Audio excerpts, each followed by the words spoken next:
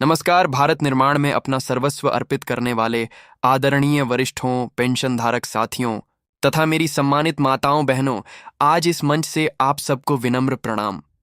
यह केवल औपचारिक स्वागत नहीं, यह उस हर हाथ के प्रति कृतज्ञता है जिसने इस चैनल, इस पुकार और इस जन आंदोलन को अपना घर माना।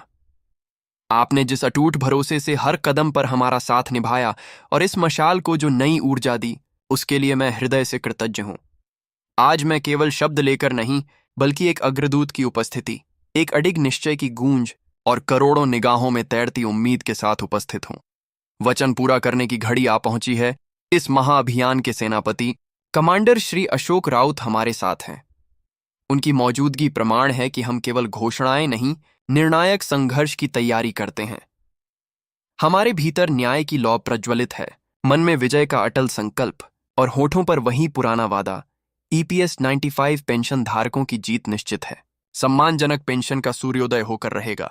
साथियों, आज का यह संवाद महज सूचनाएं बांटने का अवसर नहीं, यह नए अध्याय की दहलीज, नई रणनीति की उद्घोषणा और उस यात्रा का शंखनाद है जो हमें हमारे अधिकार तक पहुंचाएगी। यह हमारी हक न्याय की, हमारे आत्मसम्मान की और उस उजले कल की यात्रा है जिसका सपना देश के लगभग 80 लाख वरिष्ठ नागरिक बरसों से थकी आंखों से देख रहे हैं। जरा सोचिए, जब महंगाई आसमान छू रही हो, मामूली बीमारी का खर्च हजारों में पहुंचा हो, घर का राशन, बिजली, दवाइयों की व्यवस्था खुद चुनौती बन चुकी हो, तो क्या संभव है कि कोई बुजुर्ग मात्र 40,000 की पेंशन में महीने भर का गुजारा कर सके? क्या यही न्याय है? क्या यही उन कर्मयोगियों का सम्मान है जिन्होंने अपने 40-45 वर्ष उद्योगों, कारखानों, संस्थानों को सींचते बिताए? यह सवाल केवल हमारा नहीं, यह इस राष्ट्र व्यवस्था से प्रश्न है जो अपने वरिष्ठों को ऐसी विवशता में धकेलती है। इसी अन्याय और अपमान के विरुद्ध हमने बिगुल फूंका था। यह संघर्ष 2-4 दिन का नहीं, दशकों की अखंड तपस्या है। और आज मैं विश्वास के साथ कह सकता हूं, यह आंदोलन उस निर्णायक मोड़ पर है जहां से मंजिल स्पष्ट दिखती है। इस क्षण तक पहुंचाने वाली सबसे बड़ी शक्ति है हमारे आदरणीय कमांडर अशोक राउत और उनकी समर्पित केंद्रीय टीम। आप जानते हैं, हमारी टीम दिन रात आपके लिए सक्रिय है।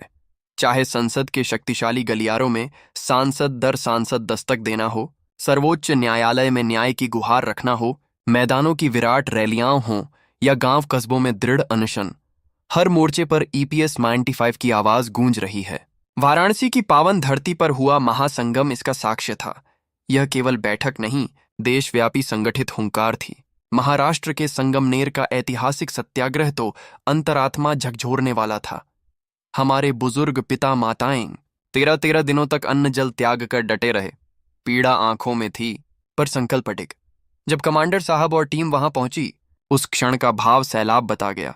यह लड़ाई केवल पेंशन वृद्धि नहीं, अस्तित्व और सम्मान की पुनर्स्थापना का अभियान है। किसी भी बड़ी जीत के लिए स्पष्ट लक्ष्य और ठोस आधार चाहिए। हमारे महा आंदोलन की रीढ़ हैं 7 सूत्रीय मांगें। ये कागजी बिंदु नहीं, जीवन की अनिवार्य आवश्यकताएं हैं। विस्तार आप जानते हैं, फिर भी स्पष्ट कर दूं।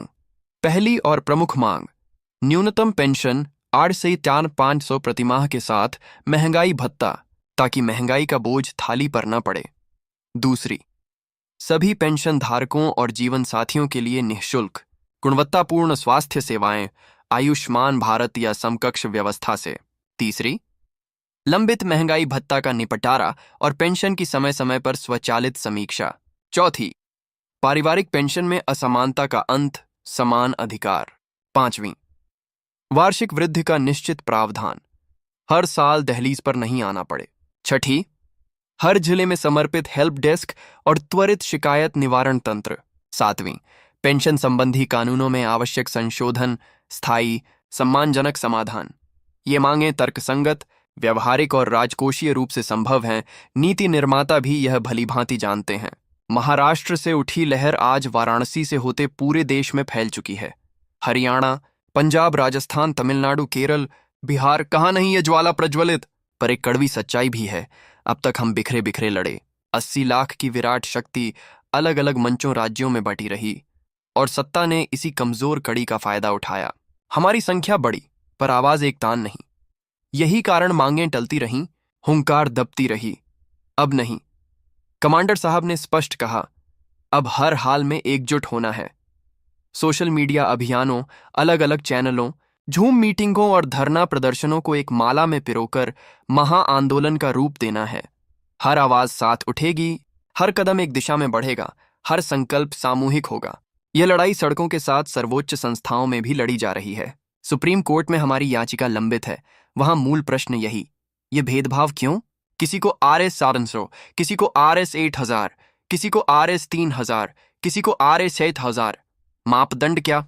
जब योगदान की भावना समान रही तो सेवानिवृत्ति पर सम्मानजनक समान पेंशन क्यों नहीं? संसद में भी मुद्दा बार बार उठा। दर्जनों सांसदों के पत्र, शून्यकाल चर्चाएं, सरकारी जवाब, पर अमल के वक्त परिणाम शून्य।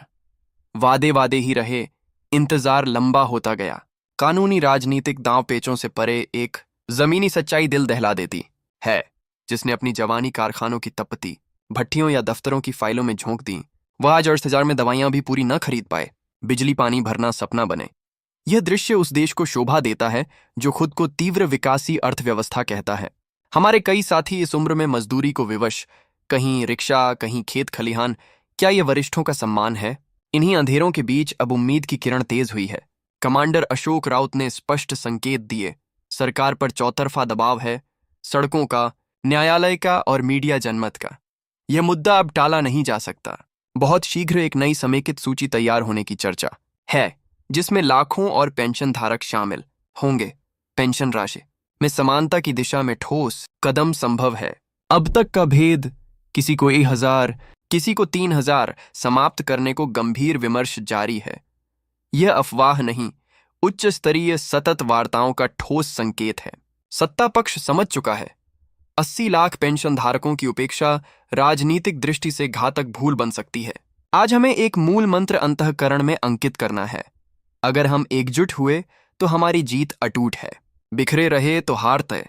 इतिहास साक्षी, सरकारें उसी की सुनती हैं जिसकी आवाज संगठित हो, जिसमें एकता की गूंज हो।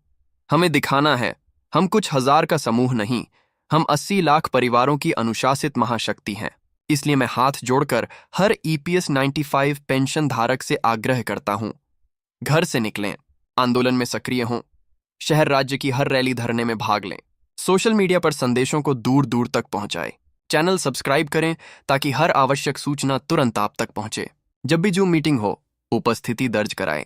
आने वाले दिन निर्णायक हैं, विशेषकर 5, 6 और 7 अक्टूबर। इन्हें स्मरण रखिए।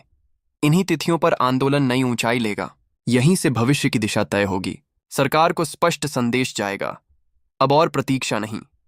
अंत में यह लड़ाई केवल राशियों की नहीं, स्वाभिमान की है। उस अधिकार की है जिसे हमने श्रम पसीने से कमाया। हम भीख नहीं, अपना हक मांग रहे हैं, एंड हक लेना जानते हैं। आओ संकल्प लें। जब तक हमारी 7 सूत्रीय मांगें पूरी न हो, जब तक हर पेंशन धारक के चेहरे पर सच्ची मुस्कान न लौटे, तब तक न रुकेंगे, न थकेंगे, न झुकेंगे। जय हिंद, जय EPS 95 एकता। धन्यवाद।